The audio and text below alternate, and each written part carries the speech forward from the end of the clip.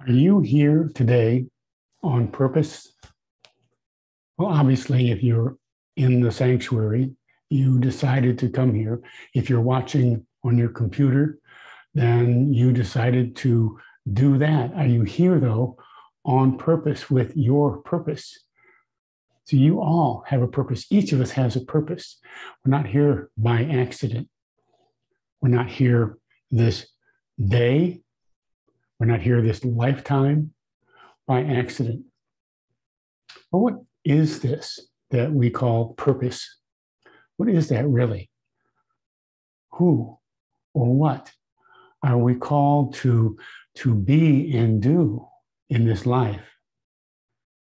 Well, that's a pretty heavy question, but it's something that you can take on every single day, to wake up in the morning in gratitude. Say, thank you, God, for this day. What is mine to do today? What is my purpose for being today? How much of that can I express today? We're here to express as much of God as we can. That is our purpose.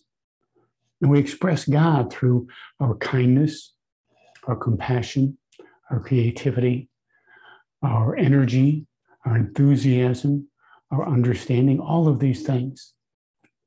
We're here really to grow in spiritual awareness so that we're able to fully express the Christ of our being. You are more than just an identity. You are a unique spiritual being. We've said this before, there's nobody else like you in the universe. You have a reason for being, a purpose that can only be expressed by you. You have something special and distinct to offer. All too often, we find ourselves just plugging along, trying to take care of whatever comes up next.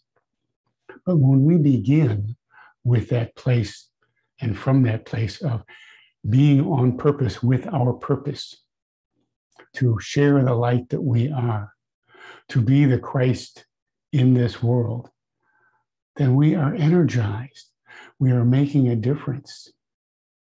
In Romans 8:28, we read that all things work together for good for those who love God, who are called according to his purpose. Who are called according to his purpose, which means all things align with God's purpose for you. Everything comes together. Granted, it doesn't come together as expected quite often. And yet, with each new opportunity, each new day, each new challenge, we find that we have more to offer. We find that we have more to express in this world. Look at all the challenges you've overcome. There are some of those that you did not ask for at all, some that you didn't even know that you would be able to overcome, but you did it because of your faith, your persistence, your willingness to be all that you're created to be. Now, I'd like to think that it's true we're not fully cooked yet. We still have a ways to go. But that's not saying we're half-baked. It's just an ongoing process. We are making progress. I would like you to say that silently to yourself. I am making progress. I am making progress. Make progress with each step you take toward fuller expression of your truth. And this isn't just an ethereal thing. This is a practical thing. You find that when you concentrate, when you are focused, you are more likely to find positive words to say to others, less negative words to say about others or yourself. We're all here to raise the collective consciousness of the world. And each of us makes a difference. What happens when we're not on purpose with our purpose? That happens. But when you're not on purpose with your purpose, you feel drained. You don't feel energized by what you do. And so you can use that as a trigger. I'm feeling completely drained, not energized by what I do. I must not be on purpose with my purpose. What can I shift? How can I change? When we wander from one difficulty to another, never finding any peace or joy, then we're not on purpose with our purpose. When we constantly compare ourselves to others to feel better than or to resent what we don't have, we're not on purpose with our purpose. How do we find our purpose? How do we align with that purpose? See, we have an overarching purpose. The overarching purpose is to grow our soul, to grow our consciousness. As I said before, to express as much of God as we can. It's really about discovering, uncovering that which is already there.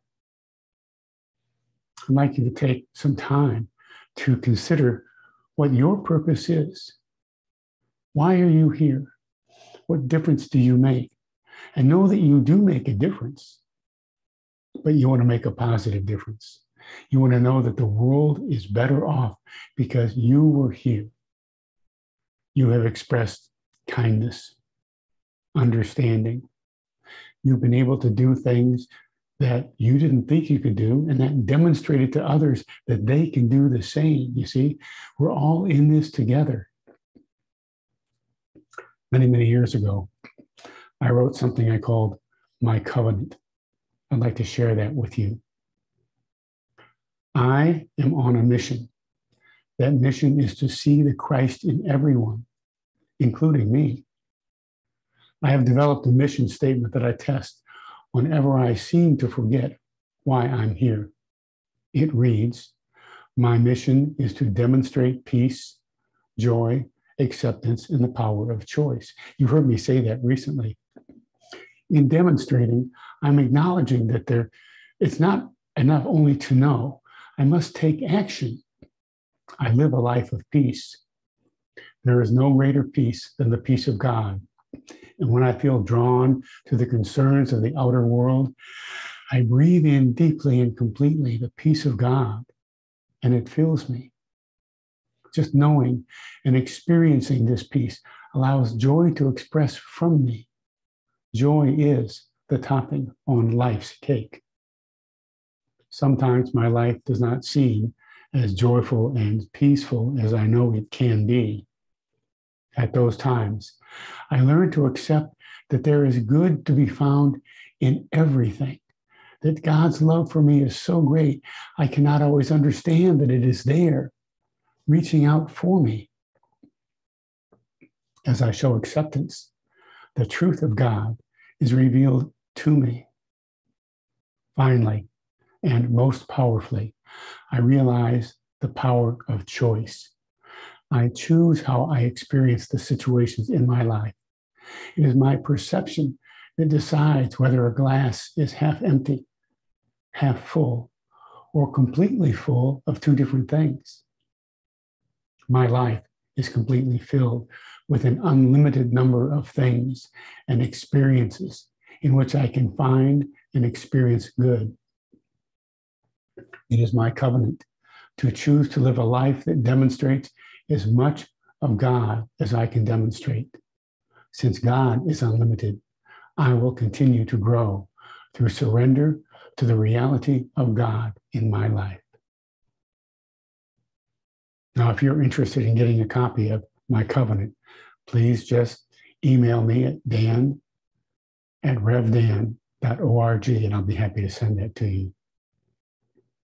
Now, certainly we need to know we are not here by accident, not today, and not in this lifetime. Jesus did his teaching. He had a purpose, many in fact. He did not show up to die for us. He spent his ministry teaching us how to live better, teaching us how to know God more, to realize the power we had that we've been giving away to others for so long. I was thinking about this actually early this morning,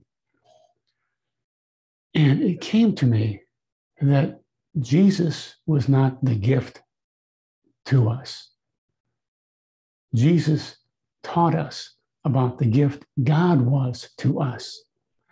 He was expressing the gift of God through his intuitive knowing, his ability to heal himself and others, from his ability to just reach out and touch lives in such a way that people could take charge of their own lives. Jesus had a purpose to teach us to live, to know God more, and to realize the inner power of our connection with God. He did not go through his life with a crown of thorns. Rather, with ideas that he shared. He challenged the norm, yes. There were a lot of people who did not like what he was doing because he challenged what was going on. But he also helped people see that they could take charge of their own lives. Your faith has set you free, he said so often. He saw the potential in others. The 12 disciples, he said that they would be fishers of men. He saw their passions. He saw their qualities. He saw their genius.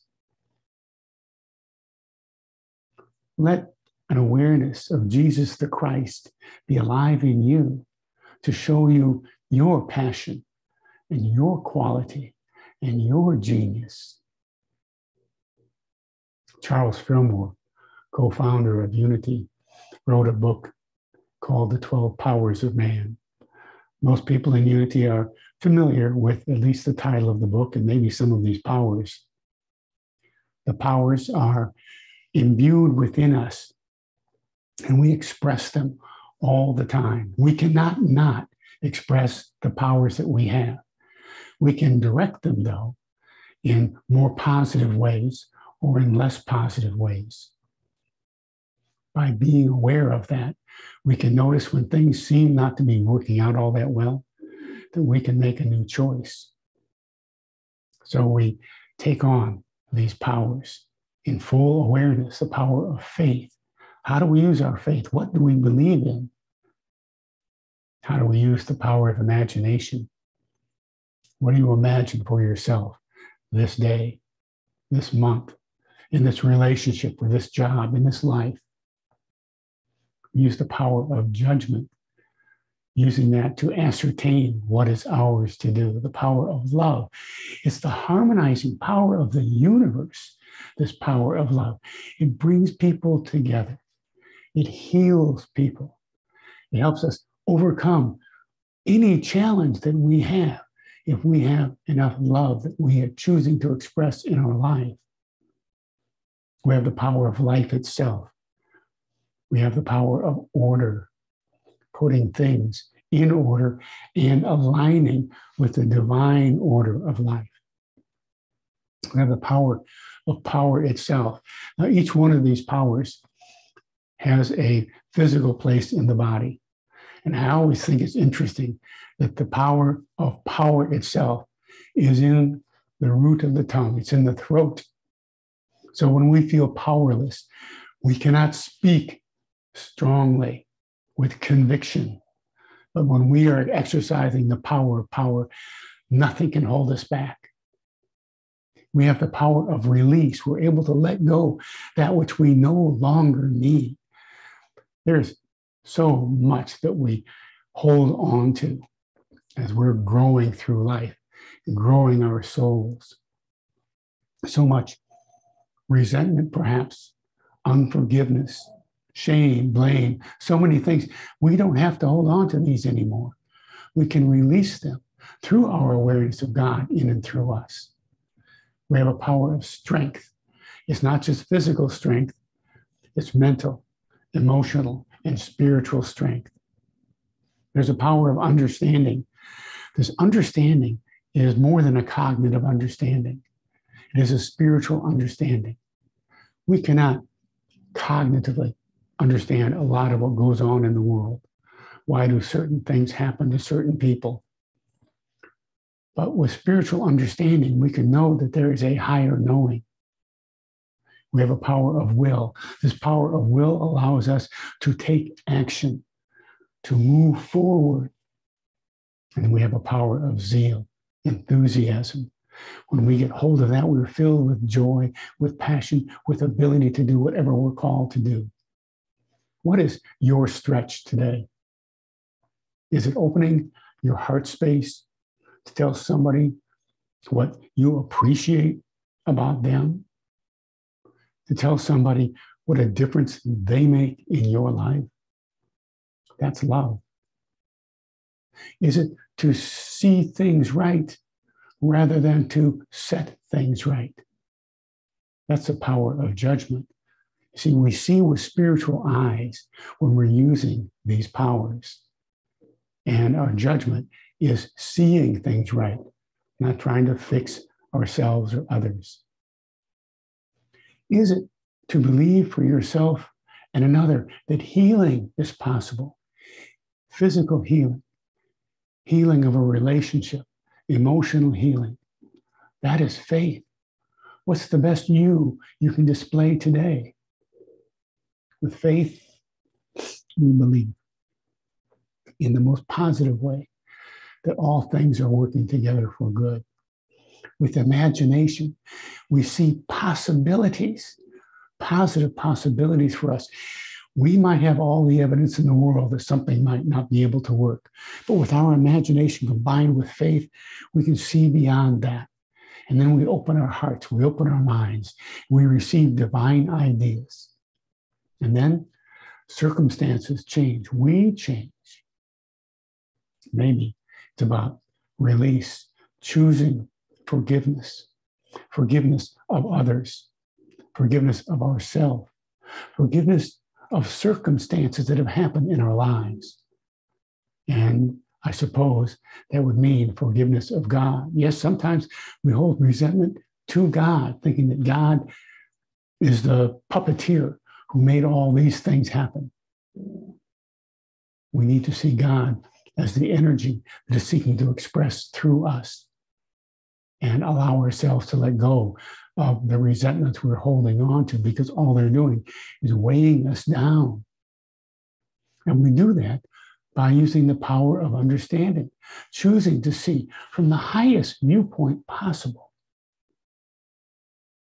You don't know what a difference you can make in the life of another.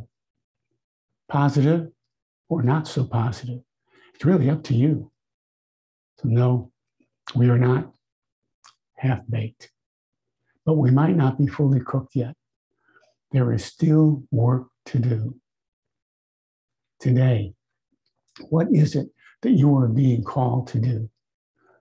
What kind of a difference can you make in your church, in your work, in your relationships? What kind of a positive difference can you make for yourself, in yourself, and then to others? There is still work to do. You, each and all, each one of us, this day, with our passions, our qualities, our genius, we have a purpose. We have a reason for being. You and I. And just know, for you and me and all of us, we are making progress. God bless you.